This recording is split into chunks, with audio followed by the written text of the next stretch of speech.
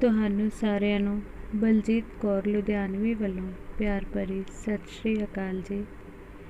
ਮੈਂ ਤੁਹਾਡਾ ਸਾਰਿਆਂ ਦਾ ਸੋਚ ਕੇ ਕਲਮ 'ਤੇ ਹਾਰਦਿਕ ਸਵਾਗਤ ਕਰਦੀ ਹਾਂ। ਮੈਂ ਤੁਹਾਨੂੰ ਅੱਜ ਇੱਕ ਕਹਾਣੀ ਸੁਣਾਉਣ ਜਾ ਰਹੀ ਹਾਂ ਜਿਸ ਦਾ ਸਿਰਲੇਖ ਹੈ ਆਖਰੀ ਮੁਲਾਕਾਤ।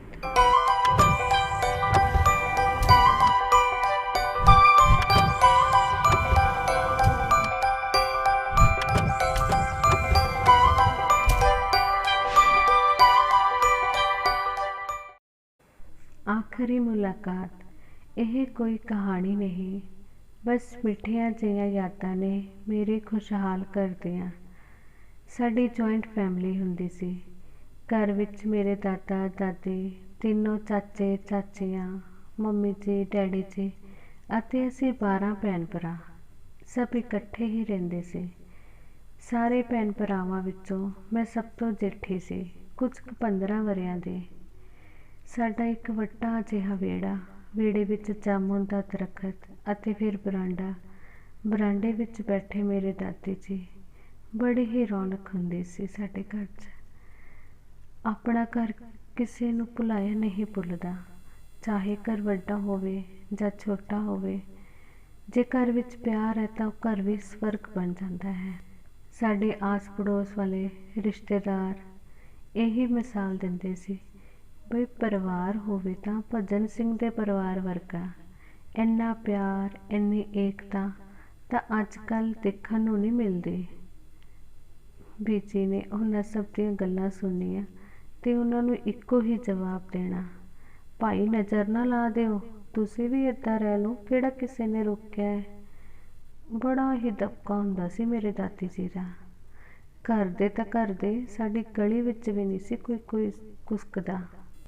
ਮੇਰੇ ਦਾਦੀ ਜੀ ਦਾ ਆਪਣੇ ਪੋਤੇ ਪੋਤੀਆਂ ਨਾਲ ਬਹੁਤ ਪਿਆਰ ਸੀ। ਅਸੀਂ ਵੀ ਸਾਰਿਆਂ ਨੇ ਦਾਦੀ ਜੀ ਦੇ ਆਲੇ ਦੁਆਲੇ ਹੀ ਘੁੰਮੀ ਜਾਣਾ, ਖੇਡੀ ਜਾਣਾ। ਕਦੇ ਲੁਕਮ ਚੀਚਾ, ਕਦੇ ਊਚ ਨੀਚ, ਕਦੇ ਪੀਂਘ ਝੂਟਣੀ। ਬਹੁਤ ਰੌਣਕ ਲੱਗਦੀ ਸੀ।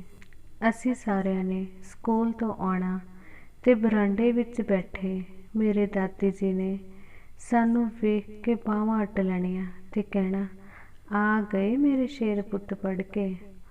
ਅਸੀਂ ਵੀ ਬੱਚਿਆਂ ਨੇ ਆਉਣਾ ਤੇ ਦਾਦੀ ਦੇ ਗਲ ਲੱਗ ਜਾਣਾ। ਫਿਰ ਦਾਦੀ ਜੀ ਨੇ ਆਪਣੇ ਗੋਡੇ ਥੱਲਿਓਂ ਇੱਕ ਝੋਲਾ ਜਿਹਾ ਕੱਢਣਾ ਅਤੇ ਸਾਨੂੰ ਖਾਣ ਲਈ ਚੀਜ਼ੀ ਦੇ ਦੇਣੀ, ਕਦੇ ਕਾਜੂ ਬਦਾਮ, ਕਦੇ ਮਰੂੰਡਾ, ਕਦੇ ਗੁੜ। ਸੱਚੀ ਬੜਾ ਹੀ ਸਬਰ ਹੁੰਦਾ ਸੀ ਦਾਦੀ ਜੀ ਦੀ ਦਿੱਤੀ ਹੋਈ ਚੀਜ਼ੀ ਵਿੱਚ। 12 ਜੁਲਾਈ 1993 ਦਾ ਦਿਨ ਮੈਨੂੰ ਭੁਲਾਇਆ ਨਹੀਂ ਭੁੱਲਦਾ। ਦਾਦੀ ਜੀ ਅੱਜ ਕੁਝ ਸੁਸਤ ਲੱਗ ਰਹੇ ਸੀ। ਮੈਂ ਬੀਜੀ ਕੋਲ ਗਈ ਅਤੇ ਪੁੱਛਿਆ, ਬੀਜੀ ਤੁਸੀਂ ਠੀਕ ਤਾਂ ਹੋ? ਤੁਸੀਂ ਅਜੇ ਬਿਸਤਰੇ ਵਿੱਚੋਂ ਹੀ ਨਹੀਂ ਉੱਠੇ। ਬੀਜੀ ਨੇ ਢਿੱਲੀ ਜਿਹੀ ਆਵਾਜ਼ ਵਿੱਚ ਕਿਹਾ, ਆ ਜਾ ਪੁੱਤ, ਮੈਂ ਠੀਕ ਹਾਂ। ਬਸ ਇਹ ਮਰ ਜਾਣੀ ਸ਼ੁਕਰ ਕਦੇ ਵੱਧ ਜਾਂਦੀ ਹੈ ਤੇ ਕਦੇ ਘਟ ਜਾਂਦੀ ਹੈ। ਤੁਸੀਂ ਜਲਦੀ ਨਹਾ ਧੋ ਲਓ, ਨਹੀਂ ਤਾਂ ਸਕੂਲ ਤੋਂ ਲੇਟ ਹੋ ਜਾਓਗੇ। ਅਸੀਂ ਤਿਆਰ ਹੋ ਕੇ ਸਕੂਲ ਚਲੇ ਗਏ। ਜਦੋਂ ਅਸੀਂ ਸਕੂਲ ਤੋਂ ਪੜ੍ਹ ਕੇ ਆਏ ਤਾਂ ਸਾਡੀ ਨਜ਼ਰ ਪਹਿਲਾਂ ਬਰਾਂਡੇ ਵਿੱਚ ਹੀ ਗਈ। ਦੇਖਿਆ ਬੀਜੀ ਬਰਾਂਡੇ ਵਿੱਚ ਨਹੀਂ ਸੀ ਅਤੇ ਵਿਹੜੇ ਵਿੱਚ ਵੀ ਕੋਈ ਨਹੀਂ ਸੀ ਦਿਖ ਰਿਹਾ। ਮੇਰੇ ਛੋਟੇ ਵੀਰ ਨੇ ਮੇਰੇ ਮੰਮੀ ਜੀ ਨੂੰ ਆਵਾਜ਼ ਮਾਰੀ, ਮੰਮੀ ਜੀ ਅਸੀਂ ਸਕੂਲ ਤੋਂ ਆ ਗਏ, ਤੁਸੀਂ ਕਿੱਥੇ ਹੋ? ਤਾਂ ਮੰਮੀ ਜੀ ਨੇ ਰਸੋਈ ਵਿੱਚੋਂ ਆਵਾਜ਼ ਦਿੰਦੇ ਕਿਹਾ, ਹਾਂਜੀ ਪੁੱਤ ਮੈਂ ਰਸੋਈ ਵਿੱਚ ਹਾਂ। ਤੁਸੀਂ ਕਮਰੇ ਵਿੱਚ ਜਾ ਕੇ ਆਪਣੇ ਬੈਗ ਰੱਖ ਦਿਓ, ਮੂੰਹ ਹੱਥ ਧੋ ਕੇ ਕੱਪੜੇ ਬਦਲ ਲਓ, ਮੈਂ ਤੁਹਾਡੇ ਲਈ ਰੋਟੀ ਲੈ ਕੇ ਆਉਂਦੀ ਹਾਂ। ਹਾਂਜੀ ਮੰਮੀ ਜੀ। ਥੋੜ੍ਹੀ ਦੇਰ ਬਾਅਦ ਅਸੀਂ ਬਰਾਂਡੇ ਵਿੱਚ ਰੋਟੀ ਖਾਣ ਲਈ ਚਲੇ ਗਏ। ਮੰਮੀ ਅਤੇ ਚਾਚੀ ਜੀ ਨੇ ਸਾਨੂੰ ਸਾਰਿਆਂ ਨੂੰ ਰੋਟੀ ਖਵਾਈ।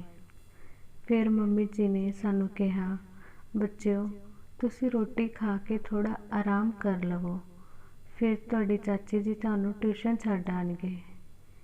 ਮੈਂ ਮੰਮੀ ਜੀ ਦੀ ਗੱਲ ਵਿੱਚੋਂ ਹੀ ਟੋਕਦੇ ਕਿਹਾ, ਮੰਮੀ ਜੀ ਉਹ ਤਾਂ ਸਭ ਠੀਕ ਹੈ, ਪਹਿਲਾਂ ਸਾਨੂੰ ਇਹ ਦੱਸੋ ਕਿ ਬੀਜੀ ਕਿੱਥੇ ਨੇ?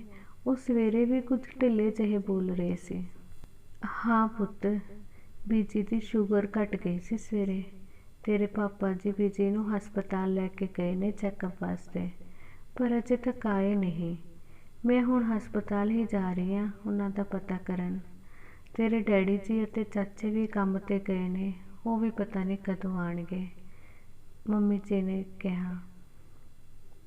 ਫਿਰ ਮੈਂ ਮੰਮੀ ਵੱਲ ਦੇਖਦੇ ਹੋਏ ਕਿਹਾ, ਮੰਮੀ ਜੀ ਮੈਂ ਵੀ ਤੁਹਾਡੇ ਨਾਲ ਜਾਣਾ ਬੀਜੀ ਨੂੰ ਦੇਖਣ। ਪਹਿਲਾਂ ਤਾਂ ਮੰਮੀ ਜੀ ਮੰਨੇ ਨਹੀਂ, ਫਿਰ ਮੇਰੀ ਜਿੱਦ ਕਰਕੇ ਮੈਨੂੰ ਨਾਲ ਲੈ ਗਏ। ਅਸੀਂ ਪੁੱਛ ਕੇ ਹਸਪੀਟਲ ਦੇ ਮੈਡੀਸਨ ਵਾਰਡ ਵਿੱਚ ਪਹੁੰਚ ਗਏ। ਉੱਥੇ ਜਾ ਕੇ ਮੈਂ ਵੇਖਿਆ ਬੀਜੀ ਬੈੱਡ 'ਤੇ ਪਏ ਹੋਏ ਸੀ। ਉਹਨਾਂ ਦੀਆਂ ਬਾਹਾਂ 'ਤੇ ਗਲੂਕੋਜ਼ ਲੱਗਿਆ ਹੋਇਆ ਸੀ। ਮੈਨੂੰ ਦੇਖ ਕੇ ਡਰ ਵੀ ਲੱਗ ਰਿਹਾ ਸੀ। ਮੈਂ ਬੀਜੀ ਕੋਲ ਗਈ ਅਤੇ ਹੌਲੀ ਦੇਣੇ ਬੋਲੀ, ਬੀਜੀ ਮੈਂ ਆ ਗਈ। ਤਾਂ ਬੀਜੀ ਨੇ ਮੇਰੀ ਆਵਾਜ਼ ਸੁਣ ਕੇ ਅੱਖਾਂ ਖੋਲ੍ਹੀਆਂ ਅਤੇ ਕਿਹਾ, ਬੱਚੇ ਤੂੰ ਇੱਥੇ ਹਸਪਤਾਲ ਵਿੱਚ ਕਿਉਂ ਆ ਗਈ? ਫਿਰ ਮੰਮੀ ਜੀ ਨੇ ਕਿਹਾ, ਕੀ ਕਰਾਂ ਬੀਜੀ, ਇਹ ਜਿੱਦ ਕਰਨ ਲੱਗ ਪਈ ਮੇਰੇ ਨਾਲ ਆਉਣ ਦੀ। ਫਿਰ ਦਾਦਾ ਜੀ ਬੋਲੇ, ਚੰਗਾ ਕੀਤਾ ਭਾਈ ਤੁਸੀਂ ਆ ਗਏ। ਤੇਰੀ ਬੀਬੀ ਨੇ ਅੱਖਾਂ ਤਾਂ ਖੋਲ੍ਹੀਆਂ, ਨਹੀਂ ਤਾਂ ਚੁੱਪਚਾਪ ਲੰਬੀ ਪਈ ਹੋਈ ਆ। ਤੁਸੀਂ ਇੱਥੇ ਬੈਠੋ, ਮੈਂ ਡਾਕਟਰ ਤੋਂ ਪੁੱਛ ਕੇ ਆਉਂਦਾ ਹਾਂ ਕਿ ਤੇਰੀ ਬੀਬੀ ਨੂੰ ਛੁੱਟੀ ਕਦੋਂ ਮਿਲੇਗੀ। ਮੰਮੀ ਜੀ ਨੇ ਪਾਪਾ ਜੀ ਨੂੰ ਕਿਹਾ, ਠੀਕ ਹੈ ਪਾਪਾ ਜੀ ਤੁਸੀਂ ਜਾਓ, ਫਿਰ ਆ ਕੇ ਰੋਟੀ ਖਾ ਲਿਓ। ਪਾਪਾ ਜੀ ਨੇ ਮੰਮੀ ਨੂੰ ਮਨਾ ਕਰਦੇ ਹੋਏ ਕਿਹਾ, ਨਾ ਭਾਈ ਰੋਟੀ ਦਾ ਤਾਂ ਮਨ ਨਹੀਂ, ਘਰ ਜਾ ਕੇ ਦੇਖਾਂਗੇ। ਫਿਰ ਪਾਪਾ ਜੀ ਡਾਕਟਰ ਕੋਲ ਗਏ ਅਤੇ ਡਾਕਟਰ ਨਾਲ ਗੱਲਬਾਤ ਕੀਤੀ। ਡਾਕਟਰ ਨੇ ਬੀਜੀ ਬਾਰੇ ਪਾਪਾ ਜੀ ਨੂੰ ਕਿਹਾ, ਸੁਰਿੰਦਰ ਜੀ ਨੂੰ ਬਲੱਡ ਸ਼ੂਗਰ ਹੈ। ਸਵੇਰੇ ਉਹਨਾਂ ਦਾ ਸ਼ੂਗਰ ਲੈਵਲ ਬਹੁਤ ਘੱਟ ਸੀ, ਪਰ ਹੁਣ ਮੈਡੀਸਨਸ ਦੇਣ ਤੋਂ ਬਾਅਦ ਸ਼ੂਗਰ ਕੰਟਰੋਲ ਵਿੱਚ ਹੈ। ਤੁਸੀਂ ਅੱਧੇ ਘੰਟੇ ਬਾਅਦ ਉਹਨਾਂ ਨੂੰ ਘਰ ਲੈ ਜਾ ਸਕਦੇ ਹੋ। ਜੇ ਘਰ ਜਾ ਕੇ ਵੀ ਕੋਈ ਤਕਲੀਫ ਹੋਵੇ ਤਾਂ ਤੁਸੀਂ ਉਹਨਾਂ ਨੂੰ ਹੌਸਪੀਟਲ ਲੈ ਆਇਓ, ਵੈਸੇ ਘਬਰਾਉਣ ਵਾਲੀ ਕੋਈ ਗੱਲ ਨਹੀਂ। ਡਾਕਟਰ ਨੇ ਪਾਪਾ ਜੀ ਨੂੰ ਬਿੱਲ ਦਿੱਤਾ ਅਤੇ ਅਸੀਂ ਬਿੱਲ ਕਾਊਂਟਰ 'ਤੇ ਜਮ੍ਹਾਂ ਕਰਾ ਕੇ ਬੀਜੀ ਨੂੰ ਹਸਪਤਾਲ ਵਿੱਚੋਂ ਛੁੱਟੀ ਦਿਵਾ ਕੇ ਘਰ ਲੈ ਆਏ ਅਤੇ ਬੀਜੀ ਬਰਾਂਡੇ ਵਿੱਚ ਡਿੱਠੇ ਹੋਏ ਆਪਣੇ ਮੰਜੇ 'ਤੇ ਪੈ ਗਏ। ਅਸੀਂ ਸਾਰੇ ਬੀਜੀ ਨੂੰ ਦੇਖ ਕੇ ਖੁਸ਼ ਹੋ ਗਏ, ਪਰ ਉਹਨਾਂ ਨੇ ਕਿਸੇ ਨਾਲ ਕੋਈ ਗੱਲਬਾਤ ਨਹੀਂ ਕੀਤੀ। ਸ਼ਾਇਦ ਦਵਾਈ ਦਾ ਅਸਰ ਸੀ। ਰਾਤ ਨੂੰ ਅਸੀਂ ਸਾਰੇ, ਪਾਪਾ ਜੀ, ਡੈਡੀ ਜੀ, ਮੰਮੀ ਜੀ, ਚਾਚੇ ਚਾਚੀਆਂ, ਸਾਰੇ ਬੱਚੇ ਵਿਹੜੇ ਵਿੱਚ ਆਪੋ ਆਪਣੇ ਮੰਜਿਆਂ 'ਤੇ ਬੈਠੇ ਰੋਟੀ ਖਾ ਰਹੇ ਸੀ। ਸਾਡੇ ਘਰ ਦਾ ਇੱਕ ਅਸੂਲ ਮੈਨੂੰ ਬਹੁਤ ਚੰਗਾ ਲੱਗਦਾ ਸੀ ਕਿ ਰਾਤ ਨੂੰ ਅਸੀਂ ਸਾਰੇ ਇਕੱਠੇ ਹੀ ਰੋਟੀ ਖਾਂਦੇ ਸੀ ਅਤੇ ਪੂਰੇ ਦਿਨ ਦੀਆਂ ਗੱਲਾਂ ਬਾਤਾਂ ਇੱਕ ਦੂਜੇ ਨਾਲ ਸਾਂਝੀਆਂ ਕਰਦੇ ਸੀ। ਫਿਰ ਪਾਪਾ ਜੀ ਨੇ ਚਾਚੀ ਜੀ ਤੋਂ ਪੁੱਛਿਆ, ਭਾਈ ਤੁਹਾਡੀ ਬੀਬੀ ਨੇ ਕੁਝ ਖਾਧਾ ਹੈ ਜਾਂ ਨਹੀਂ? ਚਾਚੀ ਜੀ ਨੇ ਜਵਾਬ ਦਿੱਤਾ, ਹਾਂਜੀ ਪਾਪਾ ਜੀ, ਬੀਜੀ ਨੇ ਥੋੜ੍ਹੀ ਜਿਹੀ ਖਿਚੜੀ ਖਾਈ ਹੈ। ਠੀਕ ਹੈ ਭਾਈ, ਹੁਣ ਸੋ ਜਾਣ ਦਿਓ ਆਪਣੀ ਬੀਬੀ ਨੂੰ। ਤੁਸੀਂ ਭਾਈ ਫਿਰ ਵੀ ਧਿਆਨ ਰੱਖਿਓ, ਮੈਂ ਹੁਣ ਸੌਣ ਜਾ ਰਿਹਾ ਹਾਂ। ਤਾਂ ਮੰਮੀ ਜੀ ਨੇ ਪਾਪਾ ਜੀ ਨੂੰ ਕਿਹਾ, ਕੋਈ ਨਹੀਂ ਪਾਪਾ ਜੀ ਤੁਸੀਂ ਸੌਂ ਜਾਓ, ਤੁਸੀਂ ਵੀ ਪੂਰਾ ਦਿਨ ਆਰਾਮ ਨਹੀਂ ਕੀਤਾ। ਥੋੜ੍ਹੀ ਦੇਰ ਬਾਅਦ ਸਭ ਆਪੋ ਆਪਣੇ ਕਮਰਿਆਂ ਵਿੱਚ ਸੌਣ ਚਲੇ ਗਏ। ਸਾਡਾ ਕਮਰਾ ਬਰਾਂਡੇ ਦੇ ਨਾਲ ਹੀ ਸੀ। ਕੁਝ ਕੁ 2-2.5 ਘੰਟਿਆਂ ਬਾਅਦ ਬੀਜੀ ਦੀ ਆਵਾਜ਼ ਆਈ, ਸੋਨੂੰ ਪੁੱਤ, ਭਾਈ ਗੁਰਮੇਲ ਤੁਸੀਂ ਜਾਗਦੇ ਹੋ? ਬੀਜੀ ਦੀ ਆਵਾਜ਼ ਸੁਣ ਕੇ ਅਸੀਂ ਇੱਕਦਮ ਉੱਠ ਗਏ ਤੇ ਭੱਜ ਕੇ ਬੀਜੀ ਕੋਲ ਗਏ। ਦੇਖਿਆ ਬੀਜੀ ਸਿਰ ਫੜ ਕੇ ਬੈਠੇ ਹੋਏ ਸੀ। ਮੰਮੀ ਜੀ ਨੇ ਬੀਜੀ ਨੂੰ ਪੁੱਛਿਆ, ਬੀਜੀ ਤੁਸੀਂ ਠੀਕ ਹੋ? ਫਿਰ ਬੀਜੀ ਨੇ ਮੈਨੂੰ ਕਿਹਾ, ਸੋਨੂੰ ਪੁੱਤ ਮੇਰਾ ਸਿਰ ਉੱਪਰ ਨੂੰ ਉੱਡੀ ਜਾ ਰਿਹਾ ਹੈ, ਅੱਜ ਤੂੰ ਮੇਰੇ ਸਿਰ ਦੀ ਮਾਲਿਸ਼ ਨਹੀਂ ਕੀਤੀ। ਮੈਂ ਬੀਜੀ ਨੂੰ ਕਿਹਾ, ਕੋਈ ਨਹੀਂ ਬੀਜੀ, ਮੈਂ ਹੁਣੇ ਕਰ ਦਿੰਦੀ ਹਾਂ। ਪਹਿਲਾਂ ਵੀ ਕਈ ਵਾਰੀ ਰਾਤ ਨੂੰ ਬੀਜੀ ਨੇ ਮੇਰੇ ਕੋਲੋਂ ਸਿਰ 'ਤੇ ਮਾਲਿਸ਼ ਕਰਵਾਉਣੀ। ਇੰਨੇ ਨੂੰ ਮੰਮੀ ਜੀ ਰਸੋਈ ਵਿੱਚੋਂ ਤੇਲ ਲੈ ਕੇ ਵਾਪਸ ਆ ਗਏ। ਮੈਂ ਬੀਜੀ ਦੇ ਸਿਰ ਦੀ ਮਾਲਿਸ਼ ਕਰਨ ਲੱਗ ਪਈ ਅਤੇ ਮੰਮੀ ਜੀ ਬੀਜੀ ਦੇ ਪੈਰਾਂ ਦੀਆਂ ਤਲੀਆਂ 'ਤੇ ਤੇਲ ਲਾਉਣ ਲੱਗ ਪਏ। ਕੁਝ ਕੁ ਮਿੰਟਾਂ ਬਾਅਦ ਮੈਂ ਬੀਜੀ ਨੂੰ ਪੁੱਛਿਆ, ਬੀਜੀ ਹੁਣ ਤੁਸੀਂ ਠੀਕ ਹੋ? ਤਾਂ ਬੀਜੀ ਨੇ ਕਿਹਾ, ਹਾਂ ਪੁੱਤ ਬਸ ਸਿਰ ਹੀ ਦੁਖ ਰਿਹਾ ਹੈ। ਮੰਮੀ ਜੀ ਨੇ ਬੀਜੀ ਨੂੰ ਕਿਹਾ, ਬੀਜੀ ਮੈਂ ਪਾਪਾ ਜੀ ਨੂੰ ਉਠਾ ਦੇਵਾਂ, ਉਹ ਤੁਹਾਨੂੰ ਕੋਈ ਦਵਾਈ ਦੇ ਦੇਣਗੇ। ਬੀਜੀ ਨੇ ਮਨਾ ਕਰ ਦਿੱਤਾ, ਨਾ ਪੁੱਤ, ਤੇਰੇ ਪਾਪਾ ਜੀ ਵੀ ਸਾਰੇ ਦਿਨ ਦੇ ਥੱਕ ਗਏ ਹੋਣਗੇ, ਕੋਈ ਨਹੀਂ, ਉਹਨਾਂ ਨੂੰ ਆਰਾਮ ਕਰ ਲੈਣ ਦੇ। ਸਿਰ ਤਾਂ ਮੇਰਾ ਪਹਿਲਾਂ ਵੀ ਦੁਖਦਾ ਰਹਿੰਦਾ ਹੈ, ਇਹ ਕਿਹੜਾ ਕੋਈ ਨਵੀਂ ਗੱਲ ਹੈ। ਸੋਨੂੰ ਪੁੱਤ, ਤੇਰੇ ਬਿਨਾਂ ਮੇਰੇ ਸਿਰ ਦੀ ਕੋਈ ਵੀ ਮਾਲਿਸ਼ ਨਹੀਂ ਕਰਦਾ। ਰੱਬ ਤੈਨੂੰ ਹਮੇਸ਼ਾ ਖੁਸ਼ ਰੱਖੇ। ਬੀਜੀ ਨੇ ਮੈਨੂੰ ਆਸ਼ੀਰਵਾਦ ਦਿੰਦੇ ਹੋਏ ਕਿਹਾ, ਬੀਜੀ ਤੁਹਾਡੇ ਬਿਨਾਂ ਤਾਂ ਘਰ ਵਿੱਚ ਰੌਣਕ ਹੀ ਨਹੀਂ ਹੁੰਦੀ, ਤੁਸੀਂ ਹਮੇਸ਼ਾ ਠੀਕ ਰਿਹਾ ਕਰੋ। ਮੈਂ ਬੀਜੀ ਦੇ ਗੱਲ ਨੂੰ ਜੱਫੀ ਪਾ ਕੇ ਕਿਹਾ। ਬੀਜੀ ਕਹਿ ਰਹੇ, ਪੁੱਤ ਮੈਂ ਵੀ ਚਾਹੁੰਦੀ ਹਾਂ ਠੀਕ ਰਹਿਣਾ, ਪਰ ਹੁਣ ਇਹ ਸਰੀਰ ਹੀ ਜਵਾਬ ਦੇ ਰਿਹਾ ਮੈਨੂੰ। ਮੰਮੀ ਜੀ ਨੇ ਬੀਜੀ ਨੂੰ ਰੋਕਦੇ ਹੋਏ ਕਿਹਾ, ਬੀਜੀ ਤੁਸੀਂ ਇਹੋ ਜਿਹੀਆਂ ਗੱਲਾਂ ਕਿਉਂ ਕਰਦੇ ਹੋ? ਤੁਸੀਂ ਵਾਹਿਗੁਰੂ ਵਾਹਿਗੁਰੂ ਕਿਆ ਕਰੋ, ਵਾਹਿਗੁਰੂ ਜੀ ਤੁਹਾਨੂੰ ਜਲਦੀ ਠੀਕ ਕਰ ਦੇਣਗੇ। ਹਾਂ ਪੁੱਤ, ਤੂੰ ਠੀਕ ਕਹਿ ਰਹੀ ਹੈ। ਵਾਹਿਗੁਰੂ ਜੀ ਦੀ ਮਿਹਰ ਸਦਕਾ ਹੀ ਮੈਨੂੰ ਹਰਿਆ ਭਰਿਆ ਪਰਿਵਾਰ ਮਿਲਿਆ ਹੈ।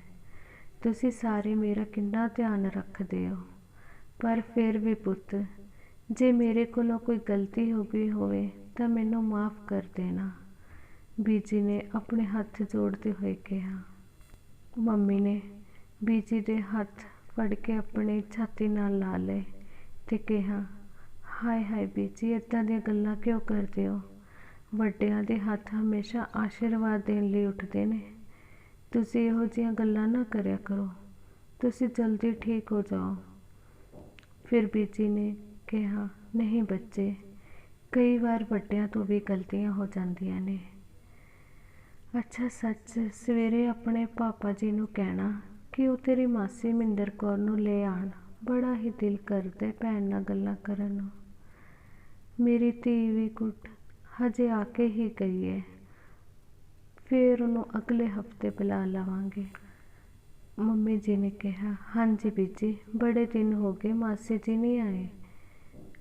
ਬੀਜੀ ਨੇ ਹੋਕਾ ਭਰਦੇ ਕਿਹਾ, ਉਹ ਵੀ ਆਪਣੇ ਪਰਿਵਾਰ ਵਿੱਚ ਰੁੱਝੀ ਰਹਿੰਦੀ ਹੈ, ਚਲੋ ਖੁਸ਼ ਰਹਿਣ। ਮੈਂ ਕਿਹਾ, ਬੀਜੀ ਤੁਸੀਂ ਕਿਹੜੀਆਂ ਗੱਲਾਂ ਕਰੀ ਜਾਂਦੇ ਹੋ? ਤੁਸੀਂ ਪਹਿਲਾਂ ਮੈਨੂੰ ਇਹ ਦੱਸੋ ਕਿ ਜੇ ਮੈਂ 10ਵੀਂ ਕਲਾਸ ਵਿੱਚੋਂ ਪਾਸ ਹੋ ਗਈ ਤਾਂ ਮੈਨੂੰ ਕੀ ਲੈ ਕੇ ਦੇਵੋਗੇ? ਤਾਂ ਮੇਰੀ ਇਹ ਗੱਲ ਸੁਣ ਕੇ ਬੀਜੀ ਤੇ ਮੰਮੀ ਦੇ ਚਿਹਰੇ 'ਤੇ ਮੁਸਕਰਾਹਟ ਆ ਗਈ।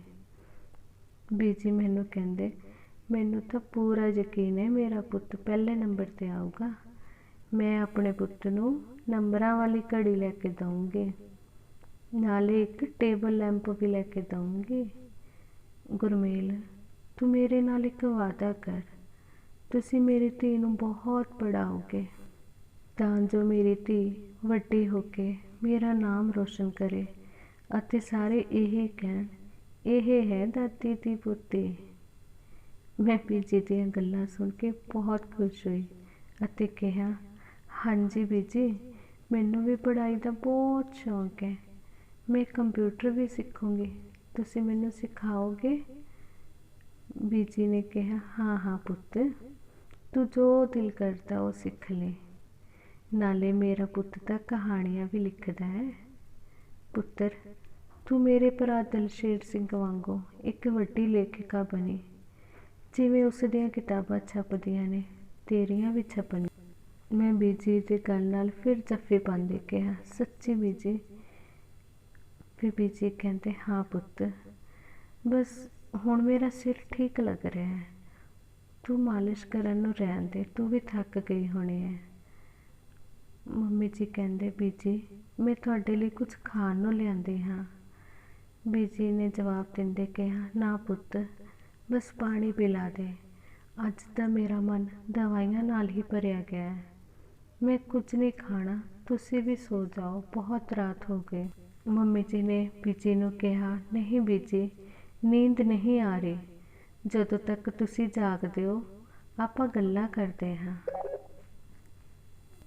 ਨਾ ਭਾਈ, ਜੇ ਤੂੰ ਸੌਣ ਜਾਏਗੀ ਤਾਂ ਹੀ ਸੋਨੂੰ ਤੇਰੇ ਨਾਲ ਜਾਊਗੀ, ਨਹੀਂ ਤਾਂ ਇਹਨੇ ਵੀ ਸਾਡੇ ਨਾਲ ਜਾਗਦੇ ਰਹਿਣਾ, ਫਿਰ ਬੱਚਿਆਂ ਨੇ ਸਵੇਰੇ ਸਕੂਲ ਵੀ ਤਾਂ ਜਾਣਾ ਹੈ। ਮੰਮੀ ਜੀ ਨੇ ਬੀਜੀ ਨੂੰ ਕਿਹਾ, ਠੀਕ ਹੈ ਬੀਜੀ, ਜੇ ਫਿਰ ਵੀ ਕਿਸੇ ਚੀਜ਼ ਦੀ ਲੋੜ ਹੋਵੇ ਤਾਂ ਤੁਸੀਂ ਆਵਾਜ਼ ਲਗਾ ਦੇਣਾ। ਬੀਜੀ ਕਹਿ ਰਹੇ, ਪੁੱਤਰ ਮੈਨੂੰ ਵੀ ਨੀਂਦ ਆ ਰਹੀ ਹੈ, ਮੈਂ ਵੀ ਹੁਣ ਸੋ ਜਾਂਦੀ ਹਾਂ। ਹੁਣ ਮੇਰਾ ਸਿਰ ਦਰਦ ਵੀ ਠੀਕ ਹੋ ਗਿਆ ਹੈ। ਜਿਉਂਦੇ ਰਹੋ ਬੱਚੋ, ਰੱਬ ਤੁਹਾਡਾ ਭਲਾ ਕਰੇ। ਬੀਜੀ ਸੌਣ ਲਈ ਲੇਟ ਜਾਂਦੇ ਨੇ ਅਤੇ ਮੰਮੀ ਜੀ ਨੇ ਉਹਨਾਂ ਦੀਆਂ ਲੱਤਾਂ ਉੱਪਰ ਖੇਸ ਦੇ ਦਿੱਤਾ। ਅਸੀਂ ਵੀ ਸੌਣ ਲਈ ਕਮਰੇ ਵਿੱਚ ਚਲੇ। ਸਵੇਰੇ 5 ਵਜੇ ਮੈਨੂੰ ਇੰਜ ਲੱਗਿਆ ਜਿਵੇਂ ਕਮਰੇ ਦੇ ਬਾਹਰ ਰੌਲਾ ਪੈ ਰਿਹਾ ਹੋਵੇ। ਜਦ ਮੈਂ ਅੱਖਾਂ ਮਲਦੀ ਕਮਰੇ ਤੋਂ ਬਾਹਰ ਆਈ ਤਾਂ ਦੇਖਿਆ ਸਾਰੇ ਬੀਜੀ ਦੇ ਮੰਜੇ ਦੇ ਆਲੇ ਦੁਆਲੇ ਖੜੇ ਸਨ ਅਤੇ ਰੋ ਰਹੇ ਹਨ। ਮੇਰੇ ਪੈਰਾਂ ਥੱਲੋਂ ਜ਼ਮੀਨ ਨਿਕਲ ਗਈ ਤੇ ਮੈਂ ਇੱਕਦਮ ਭੱਜੀ ਤੇ ਬੀਜੀ ਦੇ ਮੂੰਹ 'ਤੇ ਦਿੱਤਾ ਹੋਇਆ ਖੇਸ ਪਰੇ ਕਰ ਦਿੱਤਾ ਅਤੇ ਰੋਂਦੀ ਹੋਈ ਕਹਿਣ ਲੱਗੀ, ਬੀਜੀ ਕੀ ਹੋਇਆ ਤੁਹਾਨੂੰ? ਬੀਜੀ ਉੱਠੋ, ਬੀਜੀ ਉੱਠੋ। ਪਰ ਬੀਜੀ ਉੱਠ ਨਹੀਂ ਸੀ ਰਹੇ। ਇੰਨੇ ਨੂੰ ਮੇਰੇ ਡੈਡੀ ਜੀ ਮੇਰੇ ਕੋਲ ਆਏ ਅਤੇ ਆਪਣੀ ਗੋਦੀ ਵਿੱਚ ਲੈ ਕੇ ਰੋਣ ਲੱਗ ਪਏ। ਸੋਨੂੰ ਪੁੱਤ, ਆਪਣੀ ਬੀਜੀ ਹੁਣ ਕਦੇ ਨਹੀਂ ਉੱਠਣਗੇ, ਉਹ ਰੱਬ ਦੇ ਘਰ ਚਲੇ ਗਏ। ਮੈਂ ਡੈਡੀ ਜੀ, ਪਰ ਬੀਜੀ ਤਾਂ ਬਿਲਕੁਲ ਠੀਕ ਸੀ, ਉਹਨਾਂ ਨੇ ਕੱਲ੍ਹ ਸਾਡੇ ਨਾਲ ਬਹੁਤ ਗੱਲਾਂ ਕੀਤੀਆਂ ਹੈ ਨਾ ਮੰਮੀ ਜੀ? ਮੈਂ ਡੈਡੀ ਜੀ ਨੂੰ ਦੱਸਿਆ। ਫਿਰ ਮੰਮੀ ਜੀ ਨੇ ਮੇਰੀ ਗੱਲ ਦਾ ਜਵਾਬ ਦਿੰਦੇ ਹੋਏ ਕਿਹਾ, ਹਾਂ ਪੁੱਤ, ਸਾਨੂੰ ਕੀ ਪਤਾ ਸੀ ਉਹ ਸਾਡੇ ਨਾਲ ਆਖਰੀ ਗੱਲਾਂ ਕਰ ਰਹੇ ਨੇ। ਪਰ ਹੋਇਆ ਕੀ ਬੀਜੀ ਨੂੰ? ਚਾਚੀ ਜੀ ਨੇ ਕਿਹਾ, ਪਤਾ ਨਹੀਂ ਪੁੱਤ, ਮੈਂ ਸਵੇਰੇ ਚਾਹ ਬਣਾ ਕੇ ਲਿਆਈ ਸੀ ਤੇ ਬੀਜੀ ਨੂੰ ਉਠਾਇਆ ਪਰ ਉਹ ਉੱਠੇ ਹੀ ਨਹੀਂ। ਡਾਕਟਰ ਨੂੰ ਦਿਖਾਇਆ ਤਾਂ ਕਹਿ ਰਹੇ ਕਿ ਇਹਨਾਂ ਨੂੰ ਖਤਮ ਹੋਏ 2 ਘੰਟੇ ਹੋ ਗਏ। ਸਭ ਉੱਚੀ ਉੱਚੀ ਤਾਹਾਂ ਮਾਰ ਕੇ ਰੋਣ ਲੱਗ ਪਏ। ਪਰ ਮੈਨੂੰ ਅਜੇ ਵੀ ਯਕੀਨ ਨਹੀਂ ਸੀ ਆ ਰਿਹਾ। ਮੇਰਿਆਂ ਕੰਨਾਂ ਵਿੱਚ ਬੀਜੀ ਦੀਆਂ ਉਹੀ ਸਾਰੀਆਂ ਗੱਲਾਂ ਗੂੰਜ ਰਹੀਆਂ ਸਨ ਜੋ ਉਹਨਾਂ ਨੇ ਰਾਤ ਨੂੰ ਸਾਡੇ ਨਾਲ ਕੀਤੀਆਂ ਸੀ। ਬੀਜੀ ਦੇ ਜਾਣ ਤੋਂ ਬਾਅਦ ਇੰਜ ਲੱਗਦਾ ਸੀ ਜਿਵੇਂ ਘਰ ਦੀ ਰੌਣਕ ਵੀ ਬੀਜੀ ਆਪਣੇ ਨਾਲ ਹੀ ਲੈ ਗਏ। ਅੱਜ ਇੰਨੇ ਸਾਲ ਬੀਤ ਗਏ ਬੀਜੀ ਨੂੰ ਗਏ ਹੋਏ, ਪਰ ਉਸ ਲਮਹੇ ਨੂੰ ਯਾਦ ਕਰਕੇ ਅੱਜ ਵੀ ਮੇਰੇ ਰੌਂਗਟੇ ਖੜੇ ਹੋ ਜਾਂਦੇ ਨੇ। ਮੇਰੇ ਦਿਲ ਦੇ ਸਭ ਤੋਂ ਕਰੀਬ ਸੀ ਬੀਬੀ। ਨਾ ਤਾਂ ਹੁਣ ਘਰ ਵਿੱਚੋਂ ਪਹਿਲਾਂ ਵਾਲਾ ਪਿਆਰ ਰਿਹਾ, ਨਾ ਹੀ ਦੁਲਾਰ। ਮੈਂ ਤੇ ਮੇਰੇ ਮੰਮੀ ਜੀ ਅੱਜ ਵੀ ਜਦੋਂ ਉਹਨਾਂ ਨੂੰ ਯਾਦ ਕਰਦੇ ਹਾਂ ਤਾਂ ਸਾਡੀਆਂ ਅੱਖਾਂ ਨਮ ਹੋ ਜਾਂਦੀਆਂ ਨੇ। ਮੇਰੀ ਕਲਮ ਜਦੋਂ ਅੱਜ ਦਾਦੀ ਜੀ ਦੇ ਆਖਰੀ ਬੋਲ ਲਿਖ ਰਹੀ ਸੀ ਤਾਂ ਇੰਝ ਲੱਗ ਰਿਹਾ ਸੀ ਜਿਵੇਂ ਉਹ ਮੇਰੇ ਕੋਲ ਹੀ ਬੈਠੇ ਹੋਣ ਅਤੇ ਆਪਣਾ ਆਸ਼ੀਰਵਾਦ ਦਿੰਦੇ ਹੋਣ। ਸੱਚੀ, ਇਨਸਾਨ ਚਲਿਆ ਜਾਂਦਾ ਹੈ ਪਰ ਉਸ ਦੀਆਂ ਯਾਦਾਂ ਹਮੇਸ਼ਾ ਸਾਡੇ ਸੀਨੇ ਵਿੱਚ ਜਿੰਦਾ ਰਹਿੰਦੀਆਂ ਨੇ। ਆਪਣੇ ਵੱਡਿਆਂ ਦਾ ਸਤਿਕਾਰ ਕਰੋ ਅਤੇ ਉਹਨਾਂ ਦਾ ਆਸ਼ੀਰਵਾਦ ਲਓ। ਤੁਹਾਡੀ ਨਿਮਾਣੀ ਲੇਖਕ ਬਲਜੀਤ ਕੌਰ, ਲੁਧਿਆਣਵੀ। ਸਤਿ ਸ਼੍ਰੀ ਅਕਾਲ ਜੀ।